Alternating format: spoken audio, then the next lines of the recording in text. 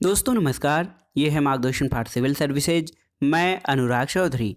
दोस्तों समसामयिक घटना चक्र जीएस दृष्टि भारतीय इतिहास के अंतर्गत आज की वीडियो में प्रस्तुत है सभी परीक्षाओं के लिए उपयोगी और महत्वपूर्ण मध्यकालीन भारत के इतिहास से संबंधित महत्वपूर्ण प्रश्नों का दूसरा भाग, जिसमें आज की वीडियो में हम तुगलक वंश, लोदी वंश और दक्षिण भारत के विजयनगर साम्राज्य से संबंधित महत्वपूर्ण प्रश्नों को कवर करेंगे। दोस्तों ये वीडियो उत्तर प्रदेश लोक सेवा आयोग, अधीनस्थ सेवा चयन आयोग द्वारा आयोजित विभिन्न प्रतियोगी परीक्षाओं के लिए बहुत ही उपयोगी और महत्वपूर्ण है। तो आइए शुरू करते हैं आज का वीडियो। सभी परीक्षाओं के लिए उपयोगी और महत्वपूर्ण भारतीय इतिहास के अंतर्गत मध्यकालीन भारत का दूसरा भाग। दोस्तों सबसे पहले हम तुगलक वंश के संबंध में जानेंगे। यहाँ पर देखिए दोस्तों, तुगलक वंश का संस्थापक और प्रथम शासक कौन रहा, इसके बारे में जान लेते हैं। तो ये था गयासुद्दीन तुगलक। दोस्तों गयासुद्दीन तुगलक तुगलक वंश का संस्थापक और प्रथम शासक रहा। ये अलाउद्दीन का सेनापति था। इसका अन्य नाम यानी गयासुद्दीन तुगलक का अन्य नाम गाजी मलिक था। इसकी माता जो थी वो हिंदू जाट थी और पिताजी करौना तुर्क थे। दोस्तों गयासुद्दीन तुगलक जो था ये बलवन का दास था और अलाउद्दीन के समय दीपालपुर का राज्यपाल नियुक्त हुआ था। इसके अलावा दोस्तों गयासुद्दीन तुगलक के सैन्य कार्यों के अंतर्गत जो महत्वपूर्ण कार्य इसके द्वारा किए गए, इसने मंगोलों को भारत से भगाया और मलिक उल गाजी की उपाधि धारण की। और दोस्तों गयासुद्दीन तुगलक ने खुसरो शाह से दिल्ली को छीना और 1320 ईस्वी में सुल्तान बना था। और इसके अन्य नामों में गाजी बेग तुगलक और गाजी तुगलक भी आते हैं। राजस्व प्रशासन, दोस्तों राजस्व प्रशासन के क्षेत्र में महत्वपूर्ण योगदान गयासुद्दीन तुगलक का रहा। इसने लगान जो था ये उपज का 1/5 से 1/3 भाग नियत किया और अकाल के समय इसने भूमि कर को माफ कर दिया था। और राजस्व वसूली में सरकारी कर्मचारियों को हिस्से की जगह कर मुक्त जागीरें इसने प्रदान किया। और नस्ल और बटाई प्रथा का प्रचलन भी गयासुद्दीन तुगलक के द्वारा किया गया। दोस्तों एक महत्वपूर्ण नाम आता है इब्न बतूता का। इब्न बतूता जो था ये मोरक्को मूल का अफ्रीकी यात्री था जो मोहम्मद बिन तुगलक के कार्यकाल में भारत आया था। मोहम्मद बिन तुगलक के कार्यकाल में दोस्तों ये भारत आया था इब्न बतूता, और सुल्तान द्वारा इसको दिल्ली का काजी नियुक्त किया गया और सुल्तान ने इब्न बतूता को राजदूत बनाकर चीन भी भेजा था। और इब्न बतूता की महत्वपूर्ण कृति किताब उल रहला या रहला है और सल्तनत काल में डाक व्यवस्था का विस्तृत विवरण इस पुस्तक में किया गया है। अब आइए देखते हैं दोस्तों बहुत ही महत्वपूर्ण मोहम्मद बिन तुगलक के शासनकाल के जो महत्वपूर्ण दोस्तों घटनाएं रहीं और इनसे संबंधित प्रश्न हैं, इसके बारे में आइए देखते हैं। दोस्तों मोहम्मद बिन तुगलक जिस लिए सबसे महत्वपूर्ण है या जिसके कारण जाना जाता है, उसका सबसे जो महत्वपूर्ण है वो है राजधानी परिवर्तन। दोस्तों मोहम्मद बिन तुगलक ने सबसे महत्वपूर्ण प्रयोग जो किया वो था राजधानी परिवर्तन, और इसने दिल्ली से दौलताबाद अपनी राजधानी परिवर्तित किया। और इब्न बतूता का कथन है कि सबसे महत्वपूर्ण कार्य जो है मोहम्मद बिन तुगलक का वो राजधानी परिवर्तन रहा। और दोस्तों इब्न बतूता का कहना है कि दिल्ली के नागरिकों को उसने दंड दिया। और एके निजामी का कथन है दोस्तों बहुत ही महत्वपूर्ण है, एके निजामी का कथन कि दिल्ली के नागरिकों को उसने दंड दिया था राजधानी परिवर्तन के द्वारा। और देवगिरी का नाम मोहम्मद बिन तुगलक ने दौलताबाद रखा था और दिल्ली से अपनी राजधानी वहीं पर परिवर्तित किया था। दोस्तों इसके अलावा मोहम्मद बिन तुगलक ने दीवान ए अमीर कोही की स्थापना की और ये कृषि की उन्नति के लिए एक नया विभाग था और इसका मुख्य कार्य कृषकों को प्रत्यक्ष सहायता देना और अधिकाधिक भूमि को कृषि कार्यों के अधीन लाना था। इसके अलावा दोस्तों मोहम्मद बिन तुगलक जो था ये पहला सुल्तान था या प्रथम सुल्तान था जिसने हिंदुओं को त्यौहार होली में भाग लिया। गैर तुर्कों और भारतीय मुसलमानों को भी सरकारी पदों पर नियुक्त किया गया। और दोस्तों मोहम्मद बिन तुगलक के समय में दोस्तों क्या किया गया, गैर तुर्क और भारतीय मुसलमानों को सरकारी पद पर नियुक्त किया गया। और बर्नी जो है ये मोहम्मद बिन तुगलक का कटु आलोचक था। बदायूनी का कथन था कि सुल्तान को उसकी प्रजा और प्रजा को अपने सुल्तान से मुक्ति मिली। ये मोहम्मद बिन तुगलक की मृत्यु पर बदायूनी का कथन था। और एक महत्वपूर्ण तथ्य ये है कि दिल्ली सल्तनत के सभी सुल्तानों में सर्वाधिक शिक्षित और विद्वान मोहम्मद बिन तुगलक था। दोस्तों, मोहम्मद बिन तुगलक ने अपने सिक्कों पर अल सुल्तान जिल्ली अल्लाह यानी सुल्तान ईश्वर की छाया ये जो है कथन उत्कीर्ण करवाया था और ईश्वर सुल्तान का समर्थक होता है। मोहम्मद बिन तुगलक द्वारा चलाए गए स्वर्ण सिक्के दोस्तों दीनार कहे जाते हैं इब्न बतूता के अनुसार। और दोस्तों बर्नी के अनुसार इसने 5 मुख्य योजनाएं जो हैं बनाई थी। दोआब में कर वृद्धि, देवगिरी राजधानी घोषित करना, सांकेतिक मुद्रा जारी करना, खुरासान पर आक्रमण और कराचिल अभियान। ये बर्नी के अनुसार मोहम्मद बिन तुगलक की 5 महत्वपूर्ण योजनाएं थीं। दोस्तों तुगलक वंश का एक महत्वपूर्ण शासक रहा फिरोज शाह तुगलक। इसके बारे में और इसके कार्य जो हैं बहुत ही महत्वपूर्ण हैं दोस्तों, इसके बारे में आइए जान लेते हैं। देखिए दोस्तों फिरोज शाह तुगलक जो है इसने अनुवाद विभाग की स्थापना की जिसके द्वारा संस्कृत ग्रंथों का फारसी में अनुवाद किया गया। दीवाने खैरात जो कि गरीब मुसलमान थे और अनाथ स्त्रियां थीं, इनको सहायता देने के लिए, आर्थिक सहायता देने के लिए दीवाने खैरात की व्यवस्था की गई। विधवा, गरीब मुसलमान, अनाथ स्त्री और गरीब मुसलमानों के लड़कियों के विवाह की व्यवस्था। इसके अलावा राज्य के खर्च पर हज की व्यवस्था ये फिरोज शाह तुगलक के समय में दीवाने खैरात विभाग द्वारा किया गया। दीवाने बंदगान तो दासों की देखभाल या दास या जो गुलाम होते थे उनकी देखभाल के लिए एक अलग विभाग बनाया गया। फिरोज शाह तुगलक ने दोस्तों ब्राह्मणों पर जजिया कर लगाए, दिल्ली के समीप 1200 नए फलों के बाग लगवाए, अशोक के 2 स्तंभों को मेरठ और टोपरा स्तंभ को दिल्ली लाने का कार्य भी फिरोज शाह तुगलक ने किया। इसके अलावा हक ए शर्ब नामक सिंचाई कर लगाने वाला दिल्ली का पहला सुल्तान था। तो दोस्तों फिरोज शाह तुगलक हक ए शर्ब नामक सिंचाई कर लगाने वाला दिल्ली का पहला सुल्तान और शाही नहरों का प्रयोग करने पर पैदावार का 1/10 भाग सरकार को देना होता है। दोस्तों फिरोज शाह तुगलक ने 5 बड़ी नहरों का निर्माण करवाया। इसके अलावा दोस्तों इसने लोक निर्माण विभाग की स्थापना की और सबसे महत्वपूर्ण है इसने 300 नए नगरों का निर्माण किया और प्रमुख नगरों में फतेहाबाद, हिसार, फिरोजपुर, जौनपुर और फिरोजाबाद हैं। फिरोज शाह तुगलक का बंगाल अभियान जो था ये पंडुआ का नाम फिरोजाबाद किया। इसके अलावा एक दला का नाम आज़ादपुर किया। और दोस्तों फिरोज शाह तुगलक के समय का मुख्य वास्तुकार मलिक गाजी शहना था। दारुल सफ़ा क्या था? तो दोस्तों दीवाने खैरात जो है ये गरीब लोगों की आर्थिक सहायता के लिए बनाया गया था। दीवाने बंदगान दासों के लिए अलग विभाग था और दारुल सफ़ा जो था ये खैराती अस्पताल था जिसमें कुशल हकीम की उपलब्धता होती थी। इसके अलावा इसने रोजगार दफ्तर की भी व्यवस्था की जिसमें नियुक्ति के लिए एक दफ्तर होता था, गुण और योग्यता की पूरी जांच पड़ताल और इसके द्वारा अधिकाधिक लोगों को रोजगार दिया गया था। तो फिरोज शाह तुगलक वंश का जो है सबसे महत्वपूर्ण कार्य करने वाला जो सुल्तान रहा। अब आइए देखते हैं दोस्तों नसीरुद्दीन महमूद के बारे में। तो नसीरुद्दीन महमूद जो रहा ये तुगलक वंश का अंतिम शासक था। ख्वाजा जहां द्वारा जौनपुर के स्वतंत्र राज्य की स्थापना की गई। पंजाब का सूबेदार खिज्र खां स्वतंत्र हो गया और नुसरत शाह की चुनौती मिली। और नसीरुद्दीन महमूद के समय में दोस्तों तैमूर का भारत पर आक्रमण हुआ था और शहंशाह की सल्तनत दिल्ली से पालम और इसके बारे में जो है शहंशाह की सल्तनत जो है दिल्ली से पालम तक रह गई थी और मृत्यु के साथ यानी नसीरुद्दीन महमूद की मृत्यु के साथ तुगलक वंश का अंत हो गया था।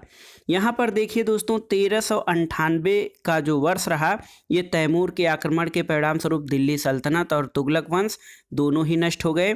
1413 ईस्वी में सरदारों द्वारा दौलत खां का दिल्ली के सुल्तान के रूप में चयन किया गया और खिज्र खां दिल्ली के सुल्तान दौलत खां पर इसने विजय प्राप्त की। तैमूर द्वारा नियुक्त लाहौर का ये सूबेदार था। 1414 में इसने दिल्ली पर अधिकार किया और खिज्र खां दोस्तों सैयद वंश का संस्थापक था। लोदी वंश के बारे में आइए महत्वपूर्ण तथ्यों को जानते हैं, परीक्षाओं की दृष्टि से जो महत्वपूर्ण है। देखिए दोस्तों 1451 में लोदी वंश की स्थापना की गई और दोस्तों यहाँ पर देखिए बहलोल शाह गाजी जो है इसका संस्थापक था। जौनपुर इसका सबसे महत्वपूर्ण विजयों में से एक है। देखिए बहुत ही महत्वपूर्ण है दोस्तों, बहलोल लोदी जो है इसने 1451 में लोदी वंश की स्थापना की। इसका अन्य नाम बहलोल शाह गाजी था और जौनपुर विजय इसकी सबसे महत्वपूर्ण विजय थी। और दोस्तों मृत्यु से पहले बहलोल लोदी ने अपने तीसरे पुत्र निजाम खां को अपना उत्तराधिकारी नियुक्त किया। और इसके अलावा इसके दरबार में हिंदू सरदारों में राय करण सिंह, राय प्रताप सिंह, राय नरहंस, नरसिंह, राय त्रिलोक चंद और राय दादू थे। दोस्तों बहलोल लोदी ने बहलोली सिक्कों का प्रचलन किया और उत्तर भारत में अकबर से पूर्व विनिमय का जो कि मुख्य साधन था। लोदी वंश के शासक दोस्तों निजाम खां सिकंदर शाह जो है ये 17 जुलाई 1498 को सुल्तान बना। दोस्तों निजाम खां सिकंदर शाह ये लोदी वंश का महानतम शासक था। सिकंदर लोदी जिसको कहा जाता है। 1504 ईस्वी में इसने आगरा शहर की स्थापना की और इसको अपना राजधानी बनाया। नाप का पैमाना गजे सिकंदरी का आरंभ किया और फरहंगे सिकंदरी ये आयुर्वेदिक ग्रंथ था जिसका फारसी में अनुवाद कराया गया। लज्जत ए सिकंदर शाही ये गायन विद्या का ग्रंथ है। और दोस्तों सिकंदर लोदी ये शहनाई सुनने का शौकीन था और इसने गुलरुखी उपनाम से कविताएं लिखी और अनाजों से जकात समाप्त करने वाला शासक था। इब्राहिम लोदी के बारे में आइए जानते हैं महत्वपूर्ण तथ्य। दोस्तों इब्राहिम लोदी जो है 1518 ईस्वी में इब्राहिम लोदी और राणा सांगा के बीच खतौली का युद्ध हुआ था जिसमें इब्राहिम लोदी परास्त हुआ था। 21 अप्रैल 1526 को दोस्तों पानीपत का प्रथम युद्ध इब्राहिम लोदी और बाबर के खिलाफ हुआ। इसमें इब्राहिम की पराजय हुई जिसकी युद्ध भूमि में मृत्यु हुई थी। फरिश्ता का कथन है कि इब्राहिम लोदी मृत्यु पर्यंत लड़ा और एक सैनिक की भांति मारा गया। और नियामत उल्लाह के अनुसार सुल्तान इब्राहिम के अतिरिक्त भारत का अन्य कोई सुल्तान युद्ध भूमि में नहीं मारा गया। तो ये भी महत्वपूर्ण कथन है। इब्राहिम लोदी ऐसा सुल्तान था, पहला या भारत का अकेला सुल्तान था जो युद्ध भूमि में मारा गया था। अब आइए दक्षिण के महत्वपूर्ण विजयनगर साम्राज्य के बारे में कुछ तथ्यों को जान लेते हैं। दोस्तों संगम वंश जो है, संगम वंश की स्थापना हरिहर और बुक्का ने की थी। ये विजयनगर साम्राज्य के जो वंश हैं महत्वपूर्ण संगम वंश, इसका संस्थापक हरिहर और बुक्का थे। सालुब वंश के संस्थापक नरसिंह सालू थे। तुलु वंश के संस्थापक वीर नरसिंह थे और अरावीडु वंश के संस्थापक तिरुमल थे। संगम वंश के बारे में जानते हैं तो दोस्तों संगम वंश की स्थापना 1336 ईस्वी में हरिहर और बुक्का ने की थी। दोस्तों हरिहर और बुक्का ने मोहम्मद तुगलक से पराजय के बाद इस्लाम धर्म स्वीकार किया था और संत विद्यारण्य, नाम रख लीजिए, नाम याद कर लीजिए, संत विद्यारण्य, इनके प्रभाव से पुनः हिंदू धर्म में इनकी वापसी हुई और इन्होंने गुरु विद्यारण्य और भाष्यकार सायण से शिक्षा की प्राप्ति की थी। हरिहर द्वितीय, तो दोस्तों हरिहर द्वितीय जो था इसका समयकाल 1377 से 1404 ईस्वी। ये बुक्का का पुत्र था और इसने महाराजा धीराज की उपाधि धारण की। कनारा, मैसूर, त्रिचनापल्ली, कांची की विजय और श्रीलंका के राजा से राजस्व वसूला। सबसे बड़ी सफलता इसकी बहमनी से बेलगांव और गोवा छीनना था। और दोस्तों हरिहर द्वितीय जो था ये शिव के विरूपाक्ष रूप का उपासक था। इसके अलावा सालू वंश के बारे में आइए देखते हैं। दोस्तों सालू वंश, इसकी स्थापना नरसिंह सालू द्वारा 1485 में की गई थी। संगम वंश के अंतिम शासक को पदच्युत करके जो है नरसिंह सालू शासक बने थे और इनके द्वारा सालू वंश की स्थापना की गई थी। इम्माड़ी नरसिंह जो था नरसिंह सालू का पुत्र था। वीर नरसिंह द्वारा ये पदच्युत किया गया और तुलु वंश की स्थापना वीर नरसिंह के द्वारा की गई थी। इसके अलावा दोस्तों यहाँ पर देखिए तुलु वंश के बारे में जानते हैं। तुलु वंश का संस्थापक वीर नरसिंह था और इसकी मृत्यु 1509 ईस्वी में हुई। और दोस्तों तुलु वंश के जो है वीर नरसिंह के उत्तराधिकारी कृष्णदेव राय थे।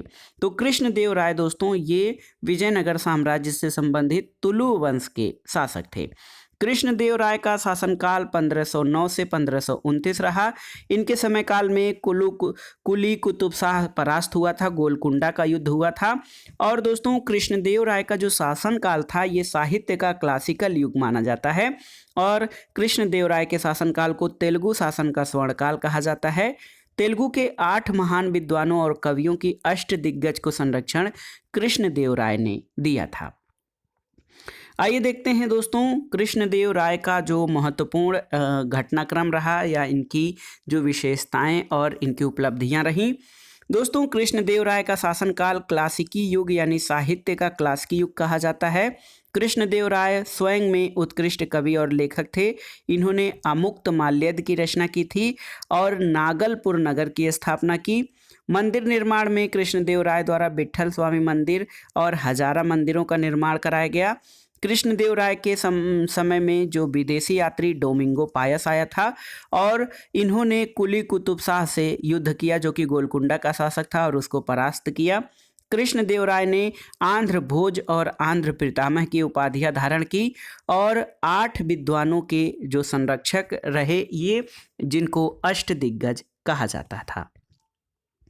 अब आइए देखते हैं दोस्तों अरावीड वंश के बारे में। देखिए बहुत ही महत्वपूर्ण है दोस्तों। अरावीड वंश जो है सदाशिव राय तुलु वंश को अपदस्थ करके अरावीड वंश की स्थापना की और अरावीड वंश की स्थापना दोस्तों 1570 में तिरुमल द्वारा की गई थी। वेंकट द्वितीय राजा बेडियार का समकालीन था और इनका मुख्यालय यानी अरावीड वंश का मुख्यालय चंद्रगिरी था। शिष्ट क्या थी? शिष्ट या राय रेखा तो दोस्तों विजयनगर राज्य में आय का प्रमुख स्रोत शिष्ट कहलाती थी और 58वें या अस्थवन जो है ये केंद्रीय राजस्व विभाग होता था। हम्पी दोस्तों हम्पी प्राचीन विजयनगर साम्राज्य की प्राचीन राजधानी थी जिसको विश्व विरासत सूची के यूनेस्को स्थलों में शामिल किया गया है हम्पी को। और दोस्तों विरूपाक्ष मंदिर जो है यहाँ पर स्थित है। अब आइए देखते हैं कुछ प्रमुख संबंधित तालीकोटा या राक्षसी तांगड़ी का युद्ध जो हुआ था दोस्तों इसके बारे में महत्वपूर्ण तथ्य क्योंकि यहाँ से परीक्षाओं में बार बार प्रश्न पूछे गए हैं तालीकोटा के युद्ध से संबंधित। देखिए दोस्तों 1565 ईस्वी में बीजापुर, अहमदनगर, गोलकुंडा, बीदर की संयुक्त सेना और विजयनगर के बीच में तालीकोटा का युद्ध हुआ था। बरार संयुक्त सेना में शामिल नहीं था।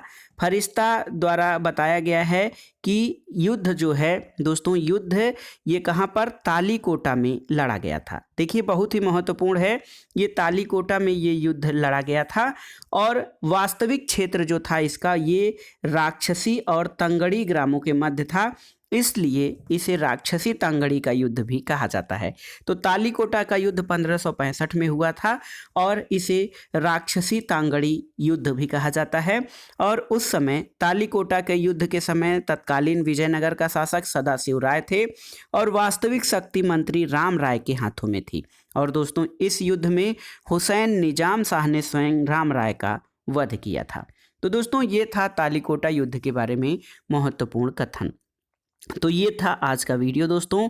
इसमें आपने देखा तुगलक वंश, लोदी वंश और दक्षिण भारत के विजयनगर साम्राज्य से संबंधित महत्वपूर्ण परीक्षोपयोगी प्रश्नों को जो विभिन्न प्रतियोगी परीक्षाओं के इतिहास के अंतर्गत मध्यकालीन भारत से संबंधित प्रश्नों के लिए बहुत ही उपयोगी है। तो वीडियो आपको कैसा लगा हमें कमेंट बॉक्स में ज़रूर बताइएगा। वीडियो को लाइक करें, शेयर करें और इस चैनल मार्गदर्शन फॉर सिविल सर्विसेज को सब्सक्राइब करें। वीडियो देखने के लिए धन्यवाद दोस्तों। नमस्कार।